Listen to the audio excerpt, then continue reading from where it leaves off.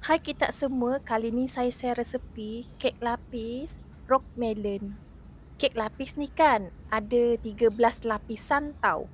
Tiap satu lapis yang warna hijau, putih dan color oranye tu berat dia semua sama, 190 gram. Yang warna hijau tu kita buat 4 lapisan, yang putih pula 2 lapisan. Yang color oranye tu kan kita buat 7 lapisan. Setiap lapisan yang warna oranye tu kan, korang tabur dengan coklat chip ataupun coklat rice. Kali ni kan saya cuba buat kek lapis, kita letak semua bahan-bahan macam buat kek marble. Lepas tu pukul sampai kembang. Bahan-bahannya adalah 450 gram butter, 250 gram cream cheese, 30 gram ovalet, 100 gram gula kasta, 400 gram susu pekat, 10 biji telur grade A. Telur yang saya guna ni ada yang kembar tau. 150 gram creamer, 50 gram tepung aiskrim mix, 350 gram tepung pau, 150 gram susu perisa tembikai. Saya guna cordial tembikai susu ni dalam 100 gram. Jangan lupa tambah 1 sudu besar asin tembikai, 100 gram dairy whipping cream. Lepas tu kan pukul ke semua bahan-bahan ni sampai kembang dan gebu. Saya guna stand mixer ni, pukul selama 7 minit dengan kelajuan paling tinggi. Kemudian bahagikan adunan ni kepada 3 bahagian. Yang ini 1330 gram. Bahagian adunan yang paling sikit ni 380 gram, tak payah letak apa-apa warna. Dan bahagian yang ini pula 760 gram.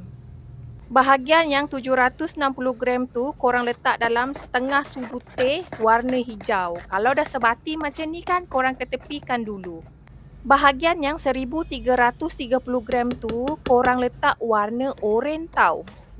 Gaul bagi sebati. Kalau dah sebati kan korang ketepikanlah dulu.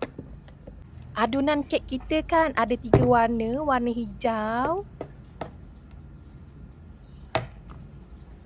warna putih dan warna oranye. Saya guna loyang 8x8x4. Bawah loyang tu saya sapu dengan butter untuk lekatkan baking paper. Keliling loyang tu saya tak sapu dengan apa-apa tau. Panaskan oven selama 10 minit, suhu 180 darjah Celsius. Lapisan pertama bakar guna api atas dan bawah, bakar selama 8 minit, suhu 180 darjah Celsius ataupun bergantung dengan oven korang masing-masing tau. Letak loyang di rak paling bawah sekali. Lapisan kedua dan sampai lapisan terakhir bakar guna api atas sahaja. Saya bakar selama 8 minit, suhu 150 darjah Celsius ataupun bergantung dengan oven korang masing-masing. Letak loyang di rak paling bawah sekali. Adunan yang warna hijau ni habis dilapiskan. Korang buat lagi 2 lapisan yang menggunakan adunan yang warna putih.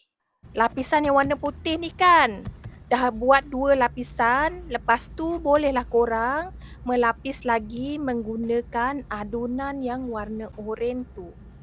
Setiap lapisan yang warna oranye ni kan korang tabur dengan coklat rice, coklat chip ataupun boleh guna coklat flake. Lapisan terakhir ni bolehlah korang hiaskan dengan biskut. Apa-apa brand pun tak kisah. Macam saya guna biskut yang berperisa ubi. Kalau korang tak nak letak pun tak apa, tak ada masalah. Lapisan terakhir ni masak. Keluar je daripada oven, korang sisip keliling loyang. Tapi jangan sisip sampai bawah loyang. Korang sisip je separuh loyang dulu. Lepas tu rehatkan kek selama 25 minit. Selepas rehatkan kek ni 25 minit, korang sisip lagi sampai bawah loyang dan terus keluarkan kek daripada loyang. Tunggu kek betul-betul sejuk, baru korang boleh potong. Macam saya akan simpan kek ni dalam peti air selama 1 malam. Esoknya keluar je daripada peti air, saya terus potong untuk mendapatkan potongan kek yang kemas.